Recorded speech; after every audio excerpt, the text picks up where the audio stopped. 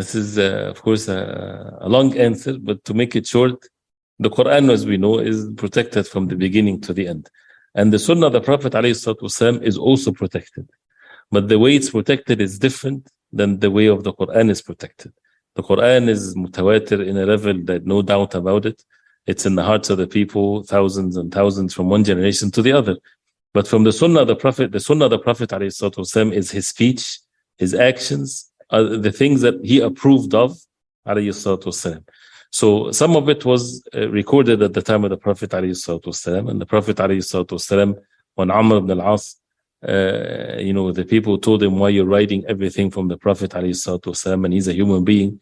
So when he said to the Prophet ﷺ that, he said, Uktub, he said, write, because indeed, لا يخرج منه إلا حقا, only the truth comes out from my mouth.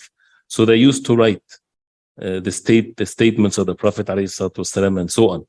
And the actions of the Prophet ﷺ, he said, صَلُّوا كَمَا رَأَيْتُمُونِي أُصَلِّي, pray the same way that you see me praying. So they would pray exactly like the Prophet ﷺ, and that's from one generation to the other. Same thing for Hajj and things like this. So then the people had it memorized. They had it written, scattered everywhere. And it was present from one generation, and the Sahaba and the Tabi'een. They start recording what's already present among the people. Well, this is where the compilation of the hadith, early on as Al-Muwatta of Imam Malik, for example, rahimahullah, and before that some of the Suhaf, they would record just out of the fear that then the Ummah becomes widespread and things like this. So when that was happening, some people might say something about the Prophet ﷺ that is not true. So that's why with ilmul isnad, this knowledge of al-hadith, that no nations before had ever introduced this to the world before the Muslims. So to make sure that there's chain of narrations and authenticating it, and it's a special science to make no doubt whatsoever that the hadith, if it's said authentic, that means the Prophet ﷺ said it.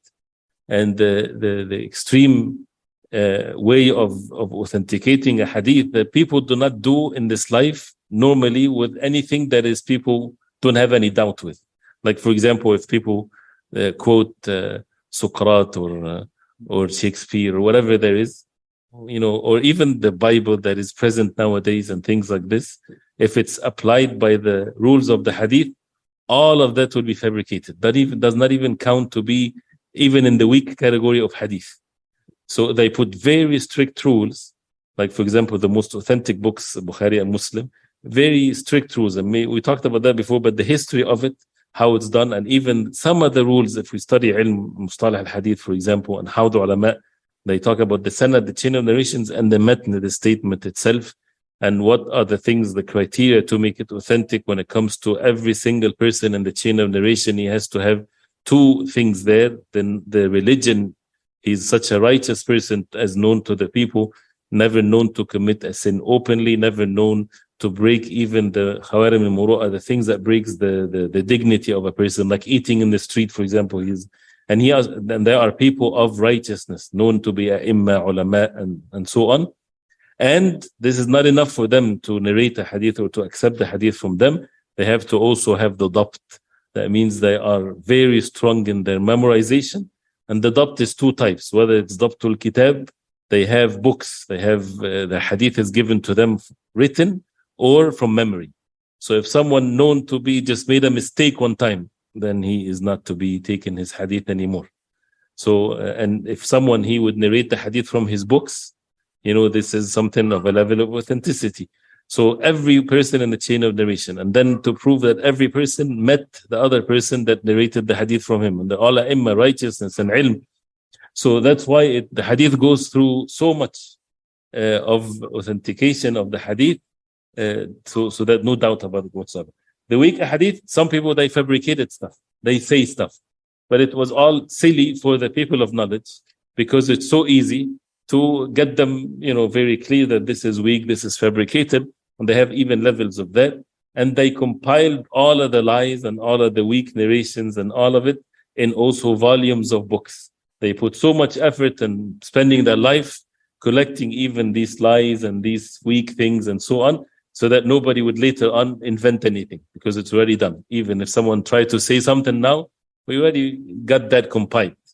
So Allah subhanahu wa ta'ala saved the religion in whatever is weak and whatever is authentic. And even some of the weak, if you look at it, you would say that why is it weak? It's because of one person in the chain of narration. Like, for example, Hassan al-Basri, great Imam Tabi'i, that his words is close to the words of prophets, of how wisdom he had.